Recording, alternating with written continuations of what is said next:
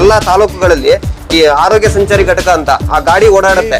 ಆ ಗಾಡಿ ಅಲ್ಲಿ ಆ ಗಾಡಿಲಿ ಕಾರ್ಡ್ಗಳೆಲ್ಲ ರಿನ್ಯೂವಲ್ ಆಗಿದಾವೋ ಬಿಟ್ಟಿದಾವೋ ಗೊತ್ತಿಲ್ಲ. ಎಲ್ಲಾ ಕಾರ್ಡ್ಗಳು ತಗೊಬಂದು ಅದಕ್ಕೆ 4-5 ಜನರನ್ನು ಸೇರಿಸಿ ಫಲಾನುಭವಿಗಳು ಅಂತ ಹೇಳಿ ಅವ್ರಿಗೆಲ್ಲ ಆರೋಗ್ಯ ಚಿಕಿತ್ಸೆಯನ್ನು ಕೊಡ್ತಾರೆ. ಅದರಲ್ಲಿ ಕಾರ್ಮಿಕರಿಗೆ ಬೇಕಾದಂತ ಒಂದು ಆರೋಗ್ಯಕ್ಕೆ ಸಂಬಂಧಪಟ್ಟ ಯಾವುದೇ ವಿಷಯಗಳು ಇರಲ್ಲ. ಅಲ್ಲಿ ಸುಮ್ಮನೆ ಏನೋ ಬ್ಲಡ್ ಚೆಕ್ಅಪ್ ಮಾಡ್ತಾರೆ, BP ಚೆಕ್ಅಪ್ ಮಾಡ್ತಾರೆ, ಹೋಗ್ತಾರೆ.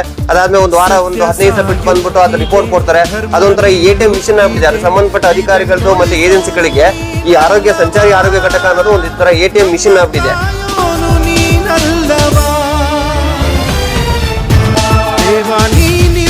ಶರಣಾಗಿ ಹೇಯ ನಮ್ಮನ್ನೊಳಿಸೋನೆ ನೀನಿಲ್ಲಿ ಹೇಯ,